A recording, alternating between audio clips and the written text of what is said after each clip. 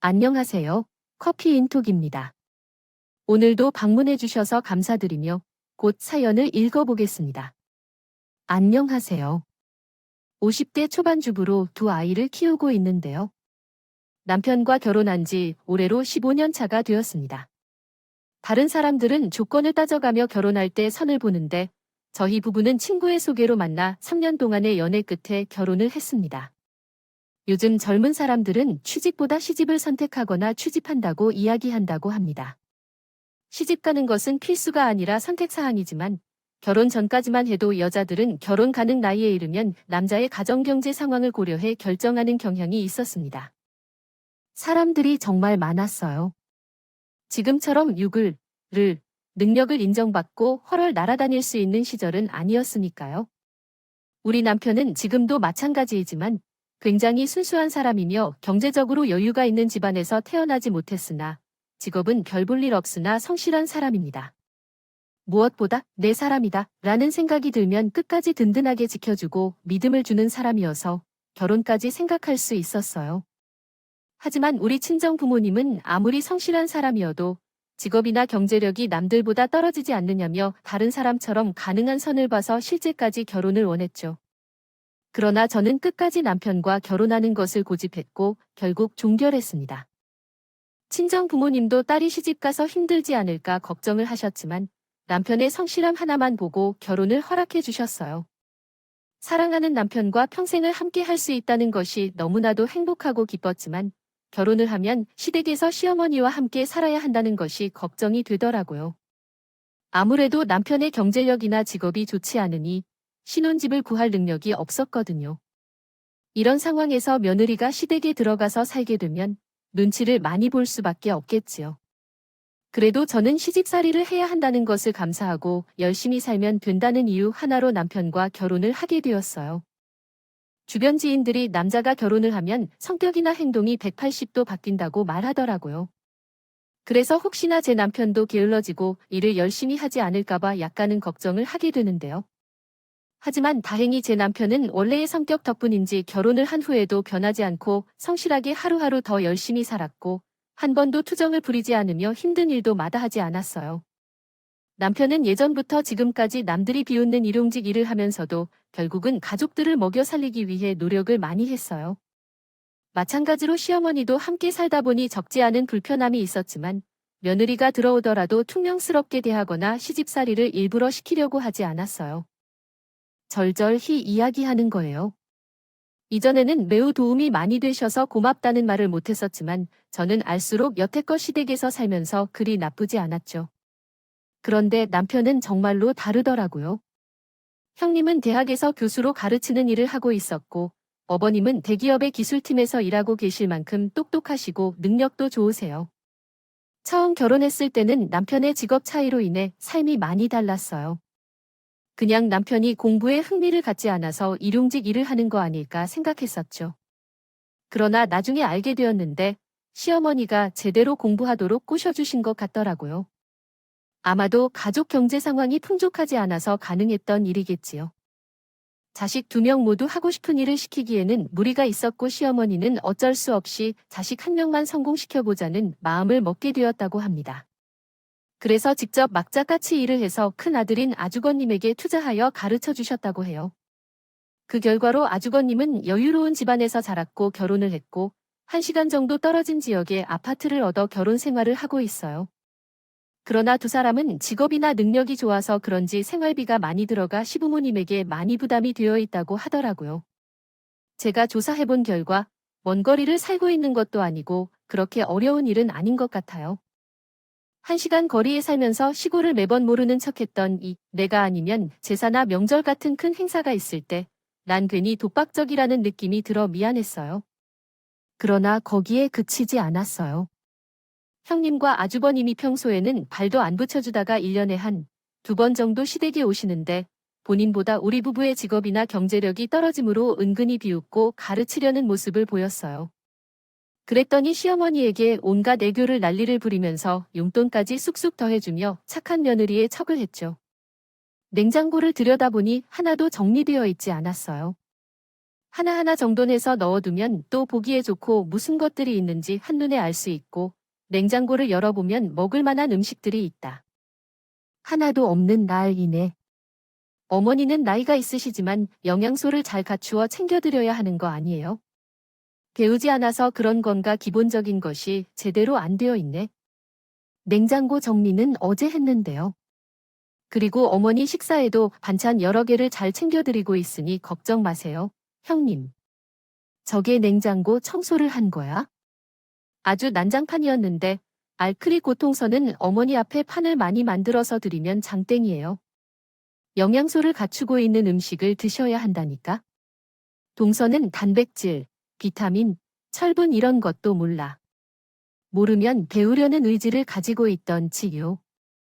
아, 내가 더 답답해요. 아니, 형님. 앞으로는 어머니를 잘 챙겨드릴게요. 이 말들은 다 동서를 위해서 하는 말이니까 잘 기억해. 나는 못 분가해서 살고 있으니까 큰 문제는 없는데 동사는 모시고 살고 있잖아. 그런데 어머니가 어디 편찮다 시이라도 해봐. 동네 사람들한테 누가 욕을 파가지로 먹겠어? 그러니까 신경을 좀 쓰고 살라는 말이야. 되는 대로 막 싸지 말고 가뭄에 콩 나듯이 집에 잠깐 오시는 형님이 할 말은 아니라는 생각이 들어서 황당했지만 그래도 어머니가 집에 계셨고 밑 사람이라 대드는 것은 아닌 것 같았어요. 특히 형님이 학생들을 가르치는 일을 하고 있으니 그냥 직업병인가 싶었지만 위안을 삼아 참고 넘어갔어요. 그러나 사람은 서로 만난다고 하더군요. 아주버님도 형님이랑 똑같이 집에 오실 때마다 더 저희 남편과 아들을 붙잡아 놓고 시어머니 앞에서 설교를 하시더군요. 자녀가 대체 너는 언제까지 그러고 빌빌대며 굴래? 나의 자면 일용직으로 따르지 않을 텐데. 외부에서 보기 창피하지도 않냐? 지호가 매우 어려서 잘 모른다고 하지만 나중에 중고등학교에 들어가며 애들에게 놀림을 당하게 될 거야. 아니, 형은 왜 어린애 앞에 두고 그런 소리를 해? 차라리 나를 욕해. 멀쩡한 애한테 중고등학교에 들어가면 애들한테 놀림을 당한다. 너도 애니까 아무리 어리지만 예의도 4살이지만 다 알아듣는다고. 그리고 내 일은 내가 알아서 신경을 쓰지 마. 그래 주니어가 멀쩡한 조카한테 그런 소리 하면 못 써. 아, 그리고 우리 장혁이 도 너만큼이나 똑똑하다. 내가 돈이 없어서 공부를 못 시켜 이 꼴이 난 거지. 하고 싶은 공부를 시켜줬으면 너만큼 좋은 곳에 취직해서 잘 살았을 거야. 아니, 엄마는 왜 매번 장혁이랑 싸우고 돌아가요? 얘도 밥은 필요하고 먹고 살아야 될 거 아니야? 언제까지 노노르슈 한 데는 일용직으로 먹고 살게 내버려 둘 거야? 싸고 도는 게 아니라 장혁이도 다 생각이 있겠지. 그러니깐 조금 더 두고 보자 준 여가. 정환되면 이 집에서 같이 살면 되니까 너무 그러지 마. 솔직히 매번 시댁이 올 때마다 더 저희 가족도 못 잡아 먹어서 안달인 형님과 아주버님을 볼 때마다 속상하기도 하고 괜히 힘이 빠지더라고요. 특히 아직 어린 저희 아들이 나중에 아빠를 창피할 거라고 하면서 중고등학생 때 친구들에게 놀림을 당하게 될 것이라고 악단까지 퍼붓는 모습을 보는데 왜 이런 소리를 듣기 해야 하나라는 생각에 눈물이 다 나오더라고요. 마음 같아서는 한바탕 난리를 치고 싶네요. 저는 욕망이 있었지만 어린아들이 그 모습을 보면서 무엇을 배우는지 궁금해서 쉽사리 포기하지는 못했어요. 그래도 시어머니는 제 성숙한 마음을 다 아시는 것 같았죠. 항상 형님과 아주버님이 집으로 돌아가실 때 제 남편과 제 마음을 먼저 달래주셨어요. 특히 남편에게 어릴 적 공부를 못 시켜서 미안한 마음을 항상 갖고 계신다면서 늘 사랑으로 대해 주셨습니다. 오히려 젊은 시절에 아낌없이 투자하여 좋은 직업까지 가지고 있는 잘라님께서는 남편보다 더 예뻐하시고 용돈을 가져다 주시는 형님보다는 저를 더 챙겨주셨죠. 그래서 형님과 아주버님이 오실 때마다 상대적으로 저를 더 챙겨주시는 것 같았습니다. 한바탕 난리가 나더라도 저는 시댁에서 참고 살아갈 수 있었어요. 물론 시어머니가 속된 말로 싸가지 없는 아주건 님을 그냥 내버려 두시고 포기하지 않았죠. 아무래도 시어머니가 원체 현경하신 편이라서 집안에서 사건 사고가 생기면 아주버님도 품어주시며 남편도 달래주시고 며느리들 마음도 어루만져 주시면서 중재를 잘해주셨어요. 만약 시어머니가 옆에서 노력을 안 해주셨다면 애초에는 시댁에서 살지 못하고 일찌감치 뛰쳐나갈 거예요. 그래도 시어머니가 다른 집처럼 며느리를 가정부 취급하시는 것으로 생각하지 않으셨습니다. 한 집의 소중한 딸로서 인간적으로 더 따뜻한 대우를 해주셨기 때문에 존경하면서 믿고 잘 따랐습니다. 제가 할 수 있다면 평생 시어머니를 옆에 두고 살고 싶다고 생각했었죠. 그러나 시어머니는 젊을 때 건강에 대해 걱정하지 않고 무리해서 살아왔던 것 같아요. 옛날부터 신장 기능이 상대적으로 약하셔서 결혼하기 전부터 신장 기능과 관련된 약을 복용하시곤 했습니다. 하지만 그 관리가 제대로 되지 않았는지 결혼 후 몇 년이 지난 후부터 병원에서 추석까지 받으러 다녀야 했어요. 결혼 이후에는 매주 병원에 모셔다니면서 시어머니를 돌봐드렸지만 시어머니가 연로하셔서 그런지 갈 때마다 점점 더 시간이 오래 걸리게 되었고 투석을 받아야 했습니다. 시어머니께서 받는 것이 매우 어려워하시는 것 같았습니다. 그럼에도 불구하고 시어머니는 언제나 어차피 힘들고 끝까지 힘들게 살아가기보다는 어디서나 쉬운 길은 없다며 긍정적인 태도를 유지하셨습니다. 그러던 중 어느 날 평소와는 다르게 의사 선생님께서 시어머니가 투석 치료를 받을 때 특별한 말씀이 있다고 따로 부르셨습니다. 시어머니께서는 나이로 인해 계속해서 투석 치료를 받는 것이 힘들어지고 있어서 더 이상 버틸 수 없을 것 같다는 말씀을 하셨습니다. 그래서 정말 심각한 일이 발생할 수도 있다고 생각하여 빠르게 신장 이식을 고려해 보라고 하셨습니다. 의사 선생님의 이야기를 듣자마자 마치 가슴에 돌이 떨어지는 듯한 충격을 받은 기분이었습니다. 갑자기 이식할 수 있는 신장을 찾아보라고 하셔서요. 너무 당황해서 나도 몰래 표정이 굳어져 있었나 봐요. 얼마 지나지 않아 치료를 마치고 오신 시어머니께서는 굳어있는 나의 표정을 살피셨고 어느 정도 눈치를 채신 듯 보였어요. 의사 선생님이 너도 그 사람을 알아볼 수 있는 사람인지 확인해보라고 말씀하셨다고 5일 전에 내게도 그 말씀하셨다고 하더라고요. 그래서 애써 웃으며 집에 가자고 하셨다고 했어요. 시어머니를 모셔 집으로 가는 내내 나는 계속해서 20개의 문제를 곱씹었어요. 의사 선생님 말씀대로 미리 대기자 명단을 올려두긴 했지만 순위가 낮아서 심각한 상황으로 변하지 않았어요. 다른 사람에게 자리를 양보하는 것이 힘들 것 같다고 하셨어요. 그러면서 우리나라는 남에게 장기 이식하기 어려울 수 있다고 말하면서 가능한 신장을 줄 수 있는 가족을 찾는 것이 부작용도 줄이며 더 좋은 방법이라고 말씀하셨죠. 아무리 생각해봐도 저와 형님은 며느리인 잊을 수 있는 확률이 많지 않을 것 같았고 결국 신장을 공유할 수 있는 사람은 아주버님과 남편밖에 없을 것 같더라고요. 그래서 집에 도착하자마자 급히 상의할 일이 있으니 아주마님과 형님에게 연락해 집으로 오라고 말씀드렸습니다. 형님이 전화를 받자마자 오라면 오고 가라면 가는 게냐고 노발대발 난리를 치더라고요. 그러나 저는 굴하지 않고 시어머니 문제로 상의를 해야 하니 꼭 오라고 말씀드렸습니다. 달라고 하고 전화를 끊었어요. 전화를 끊고 보니 그렇게 화를 내는데 신뢰를 줄 수도 있겠다는 생각이 들었어요. 걱정되더라고요. 그러나 다행히 형님과 아줌마는 제가 무슨 말을 꺼내서 궁금해하신 것인지 화가 나서 끊어버렸다고 시댁으로 전화를 했다고 하셨어요. 재술 씨, 원래 그렇게 예의 없나요? 이렇게 급하다고 여러분을 부르거나 가라고 하면 안 되겠죠. 통신 오류를 설명하면서도 모르면 죄송하다고 말해야죠. 아무리 급한 일이어도 다른 사람을 이해하며 대해야 해요. 아랫사람이 형님에게 시댁으로 올라가라고 하는 것은 결코 없어야겠죠. 어머니가 문제로 인해 급한 상황이었어요. 오늘 오전에 어머니를 모셔서 신장 이식을 하려고 병원에 다녀왔는데 의사 선생님께서 어머니의 나이와 투석을 더 이상 버틸 수 없을 것이라고 하셨어요. 재수 씨의 상황이라면 전화로 말씀을 드리는 것이 적절하지 않겠어요. 그리고 어머니가 신장 이식을 받는데 우리를 왜 불러왔는지 이해가 안 가요? 우리들은 검사를 받을 필요도 없고 생각도 없다고요. 아주버님도 검사를 받아보시는 것이 좋을 것 같아요. 병원에서는 대기자 명단에 올라가 있어도 걸리기 어렵거나 불가능하다고 하더라고요. 장염기가 있는데 구조 내가 나서야 해. 어머.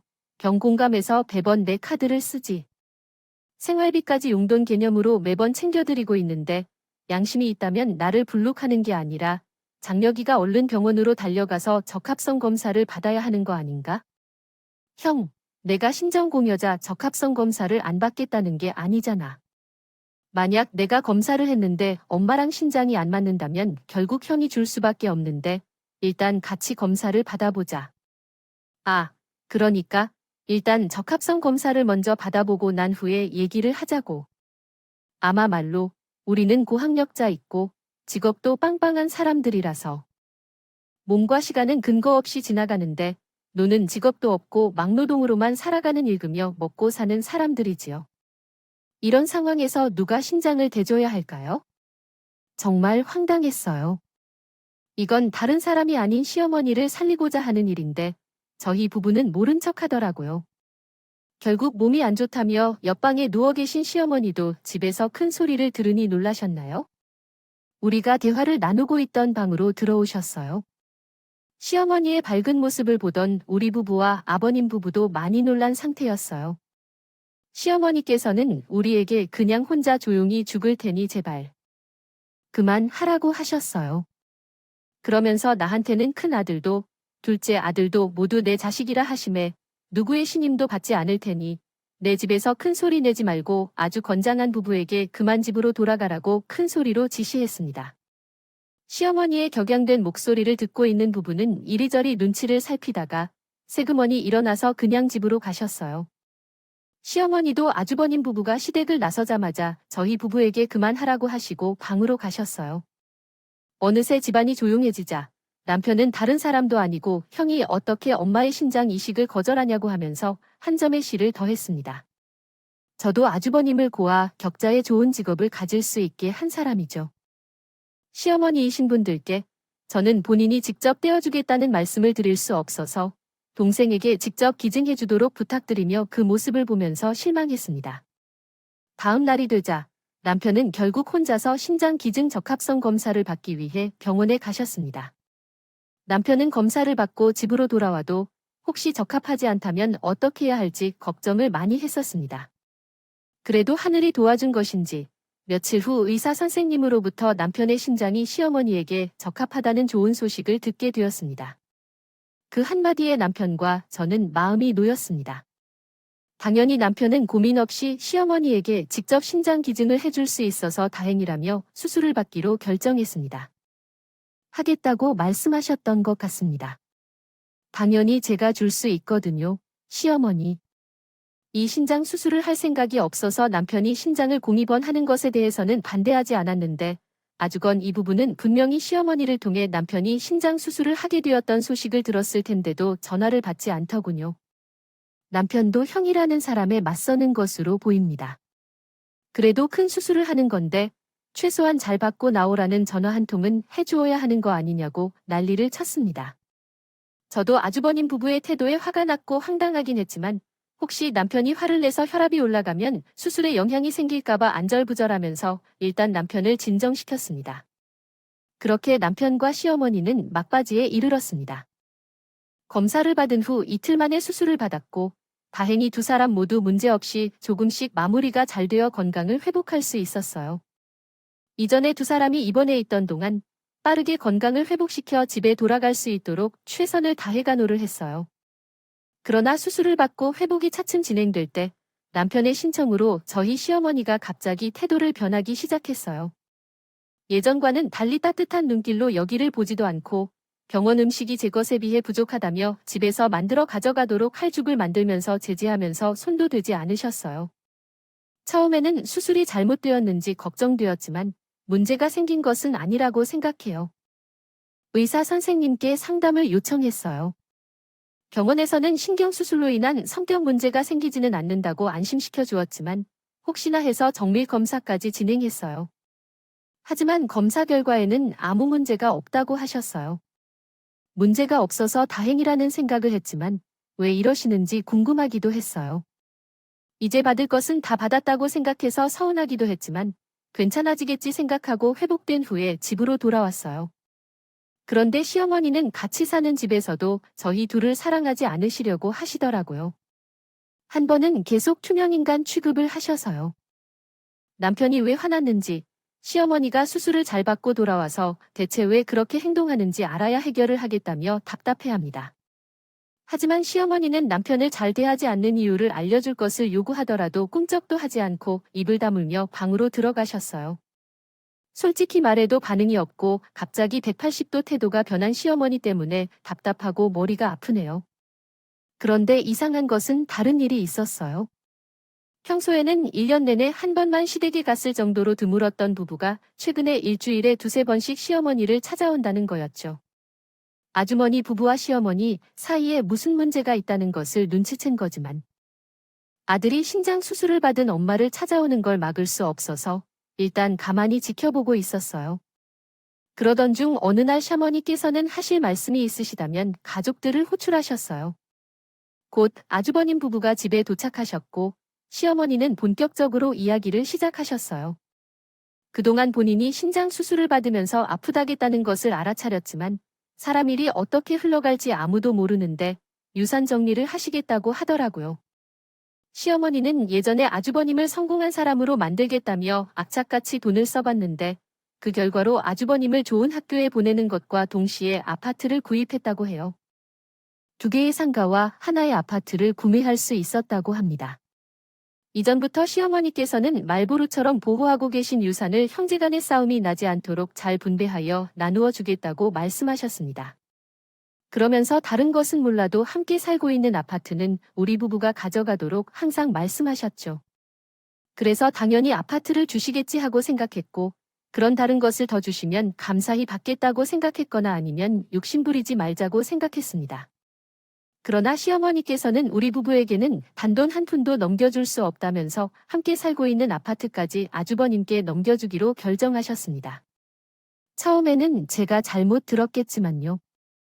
시어머니께 다시 한번 말씀드리려고 했지만 시어머니께서 내 보유한 유산을 모두 첫째 아들에게 넘긴다고 말씀하셨어요. 이것이 너무 황당하고 도저히 믿기 어려워서 앞에 앉아 계신 아주부의 표정을 보았는데 그 모습은 마치 목표를 달성한 것 같이 둘이 서로 껴안고 기뻐하며 입꼬리가 하늘을 향해 올라가고 있었어요. 이 풍경을 남편도 보았는지는 모르겠지만 회복되지 않은 몸으로 시어머니께 향해 엄마를 존경하고 산 세월이 그런 상황을 겪을 수 있는지 묻는 소리에 아주부는 어이없다는 듯이 헛웃음을 지으며 곧바로 일어나서 제 남편의 옷자락을 잡고 난리를 쳤어요. 너 이제야 속셈을 보여주네. 여태껏 엄마 차에서만 모금 보는 거였구나. 이것이 천하의 불효자 노민가 아니야? 그리고 너 말로만 엄마 집에 의지해서 살았던 나태한 모습을 그동안 얼마 벌었다고 대답 안 하고 있는데 노숙자가 되는 걸 막은 것이 감사하지 않니? 이러면 안 되는 거지. 최소한 형은 엄마를 지키고 존중하는 자격은 없어. 평소에 용돈도 못 주고 60만 부려던 집에 던진 조금 주고 1년에 한 번 올까 말까 하던 엄마 신장 수술까지 해야 한다는데 그냥 무시하고 도망치는 게 너무 무례한 거 아닌가? 신장 때 주신 분 앞에서 사람을 비하하고 엄마에게 재산을 가져갔다가 내가 그런 행동을 하니까 불효자로 비난받는다는 얘기를 듣게 된다. 너희 두 사람은 엄마 자외선에 신경 쓰듯이 도와줬는데 내 지금 이런 핑계를 댄다면 말이 많은 놈이라고 생각해. 남편이 말을 마치지도 않은 채 아주버님은 즉시 남편의 머리를 붙잡고 천하의 불효자라면서 시어머니 집에 머물 자격이 없다며 쫓아내버린다. 그래서 우리 부부와 아들도 집에서 쫓아내어 친분을 끊었어요. 정말 이런 황당한 사태가 있나 싶을 정도로요. 우리 아들은 많이 놀랐는지 동네가 떠나라며 우려가 되고 남편도 신장까지 때리고 허망해 보이며 자리에 한참 앉아 있었어요. 그러다가 이런 억울한 상황이 어디 있냐고 더러운 집안이라고 말했다가 앞으로는 가족들 얼굴 볼 일 없다며 밖으로 나가자고 했어요.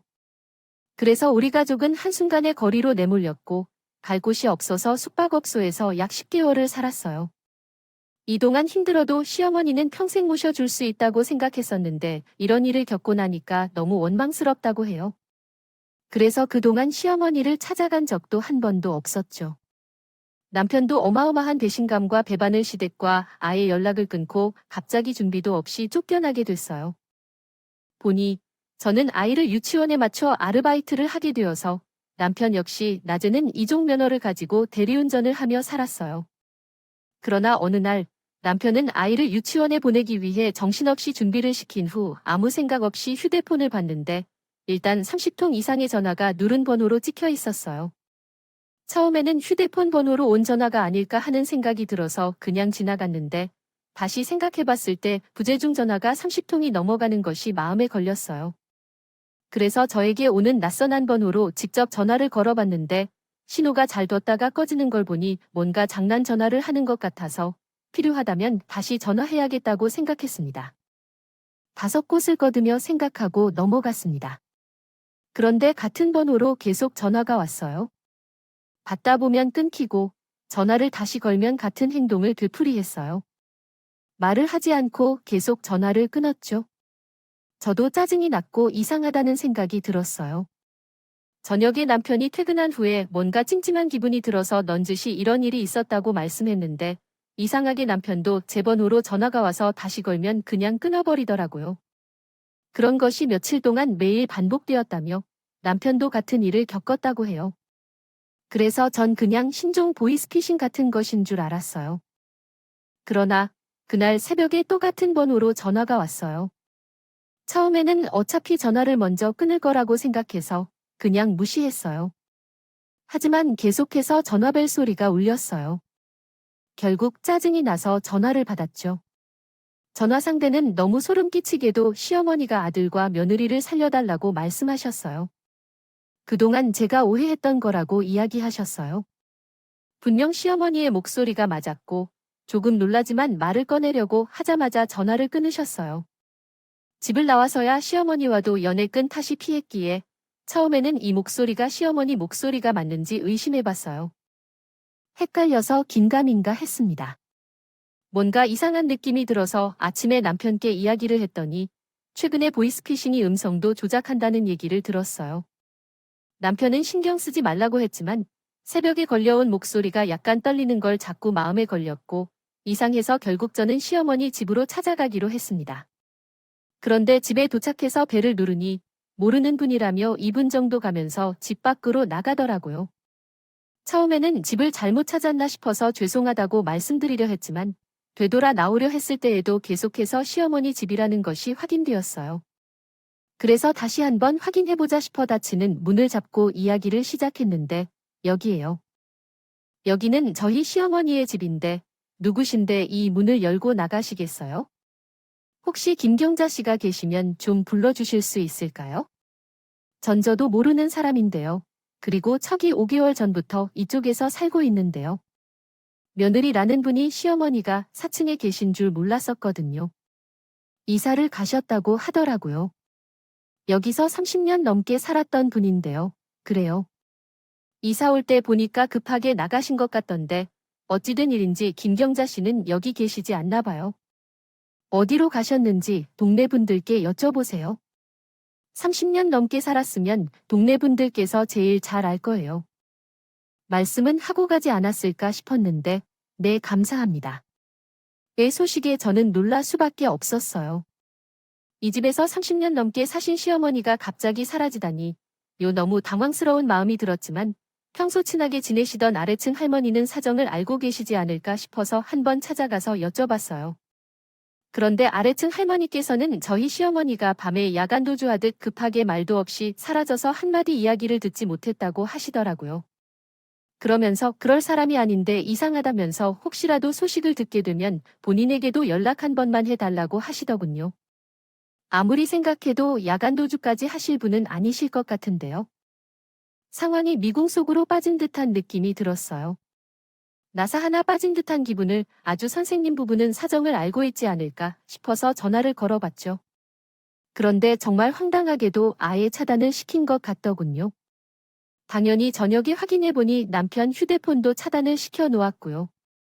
남편은 시어머니나 형이 알아서 있을 거라며 신경 쓰지 말자 하더군요. 하지만 다른 사람도 아니고 시어머니의 일을 그냥 지나칠 수 없어서 인연의 끈이라도 잘 있는지 확인하자고 남편을 설득했어요. 남편도 약간 찝찝한 마음을 가지고 있었는지 한숨을 크게 쉬며 준의 말대로 일단 찾고 나서 생각하겠다고 하더군요. 남편과 나는 계속해서 우리 번호로 걸려오는 전화번호를 조회하게 되었고 확인해보니 어느 외딴 섬에서 걸려온 전화임을 알게 되었어요.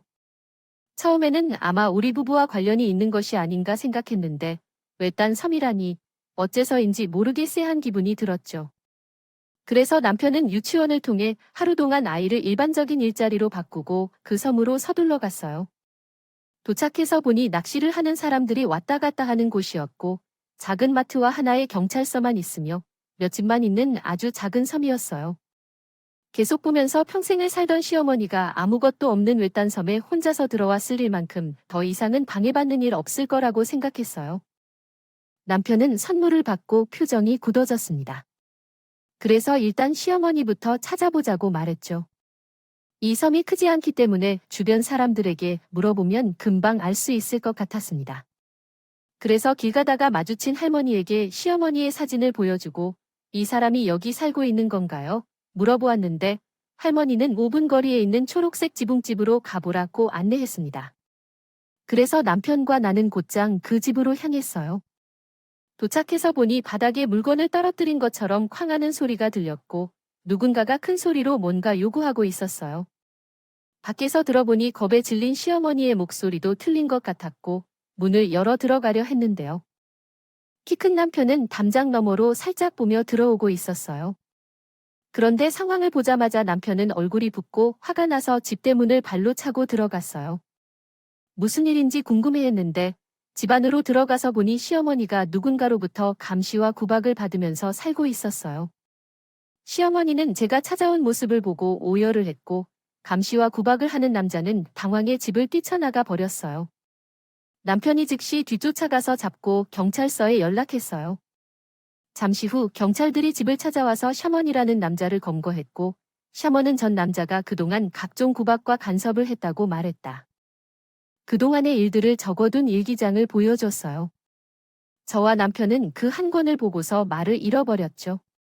일기를 보니 아주버님 부부가 시어머니에게 우리 부부 사이를 이간질시켰다고 작성되어 있더군요. 두 사람은 신장 이식을 끝내고 나오신 어머니에게 우리 부부의 목소리가 담겨있는 녹음 파일 하나를 들려주었다고 합니다. 그 파일에는 우리가 시어머니의 유산이 탐나서 신장 이식을 해주었다는 내용이 담겨 있었고요. 시어머니가 수술을 받고 회복을 하는 단계에서 심적으로나 외적으로나 힘들 때 마음이 흔들린 틈을 교묘하게 이용해 아주 교묘한 부부는 기력이 없어지면 재산을 빼앗기 않기 위해 전부를 명의를 이전하지만 제안을 한 적은 없었다고 하더군요. 그러나 우리 부부는 그러한 발언을 한 적이 없었으며 항상 시어머니의 지시에 복종해왔기 때문에 재산을 탐내지 않았어요. 아주버님이 말씀하신 녹음 파일은 결국 조작된 것이었어요. 시어머니는 가짜 녹음 파일로 우리 부부를 원망하기 시작했고 똑똑한 아주버님 부부의 말을 따라 자신의 소유 재산을 모두 명의를 이전했던 것이었어요. 목적을 달성하고 나서 아주버님 부부는 더 이상 쓸모가 없는 시어머니를 외딴 섬에 있는 내 형님 친척에게 돈을 주고 보내어 감시하도록 지시했고요. 결과적으로 아무것도 할 수 없게 되었습니다. 외딴 섬에 가두어진 시어머니는 두려움에 떨며 감시당하는 형님 친척의 눈을 피해 짧게 전화를 거는 일이 있었습니다. 경찰이 감시하던 사람을 잡아갔고 상황이 얼마 안 좋아지자 시어머니는 정신적으로나 결핍한 상태에서 사기당하여 잘못된 행동을 한 것을 인정하며 유감을 표했습니다. 부부는 시어머니에게 벌을 내려야 했고 그녀를 섬에서 모셔와 함께 살게 됐습니다. 시어머니의 의견에 따라 변호사 사무실을 찾아갔고 가짜 유언장을 수정하여 수정된 유언장으로 가족에게 아무런 재산도 줄 수 없다는 것을 밝혔습니다. 그러나 아주머니 부부는 어차피 쉴 때는 잠시 보니 돌아가신 후에 유산 상속에 대해 소송을 걸면 된다고 콧방귀를 뀌더니 하고 있습니다. 하지만 유언장 내용을 수정할 때 도와주신 변호사를 선임한 결과 아주머니 부부는 상속인 자격 박탈과 상속 결격 사유에 해당된다고 합니다. 그에 따라 상속을 받을 수 없다고 말씀하고 있습니다. 당연히 잘못된 방식으로 명의가 이전된 재산은 취소 처리될 것이라고 하며 특히 두 사람이 시어머니에게 상속을 위한 행위를 한 경우라서 더욱 상속을 받을 수 없다는 점을 박아내고 있습니다. 그러자 아주머니 부부는 상황을 판단하며 땅을 치고 후회를 하며 시어머니에게 매일같이 찾아와서 잘못을 뉘우치는 척을 하고 있다고 합니다. 용돈도 가져오고 시어머니가 좋아하는 음식을 가져다 드리면서 한 번만 기계적으로 용서해 주시면 안 될까 해서 무릎을 꿇고 세게 간절히 빌었어요. 어머니, 정말 잘 못했어요. 우리 가족의 가축에게 잘못을 범했습니다. 한 번만 용서해 주시면 안 될까요? 이후로는 더 잘할게요. 아, 참. 매칭이 잘 된 것 같아요. 추가로 2차로 쇼핑을 더 하시고 맛있는 것도 드시러 가시는 것을 포함시킬까요? 어떠세요? 이쁜 옷들을 사드릴게요. 아, 그래요, 엄마. 이분께 비싼 것과 좋은 것들을 사다 오라 했으니 같이 다녀오세요. 제가 다 잘못했어요. 앞으로 아무것도 그러지 않을게요. 바빠 보이시니까 우리는 물로 보이나요? 답을 드리면 물속이나 강이나 한 길만 가는 사람입니다. 속히 알아차린다. 당신들이 부모를 상대로 사기를 치고 친척으로부터 돈을 쥐어주며 외딴 섬으로 감시 야구까지 해가며 나에게 용돈을 조금 주면서 비즈일과 음식을 사오라고 하고 풀릴 줄 알았느냐? 시어머니는 노발대발하며 형님께 받은 돈을 바로 버리셨다. 그 더러운 돈을 자네들이 많이 먹으라고 내가 모르겠다고 생각했느냐? 당장 날이 밝아오면 부모도 모르는 놈의 호적을 찾겠다고 경고한다. 너희들은 더 이상 태도를 머리에 품지 말아라. 쿨하게 해, 죄송해, 또 한 번만 용서하겠어. 근데 제가 모두 잘못했어요. 형님과 아주버님은 시어머니가 외부로 쫓아내셨어요. 그리고 시어머니께서 이미 팔아버린 아파트는 다른 사람이 거주하고 있어서 다시 찾아갈 수 없다고 판단하신 후 되돌려받은 집을 매각한 금액과 자신의 유산을 합쳐서 우리 부부에게 넘겨주겠다고 하셨어요.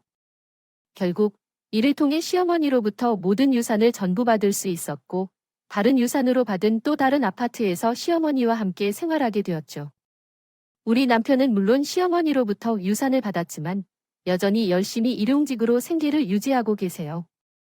또한 최근 소식을 듣니 외딴 섬에 가두고 9일간 형님의 친인척이 혼자 처벌을 받게 되어 화가 났다고 합니다. 형사님과 아주머니가 근무하는 곳에서 부모를 상대로 사기를 치다가 쫓겨났다는 소식을 들었다고 해요. 결국 형사님은 교수직을 내려놓아야 했고 아주머니는 시골에 있는 회사 공장으로 쫓겨나게 되었다고 합니다. 돈에 눈이 멀어 욕심을 부린 결과가 그래서 이렇게 되었어요. 이번 일로 두 사람이 반성하고 후회하는 것이 좋겠다는 생각이 들어요. 이렇게 저희 이야기에 귀 기울여 주셔서 감사합니다. 지금까지 커피 한 잔 도와주신 모습에 감사드리며 오늘도 함께 해주셔서 감사합니다. 다음에는 또 다른 영상으로 찾아뵙겠습니다.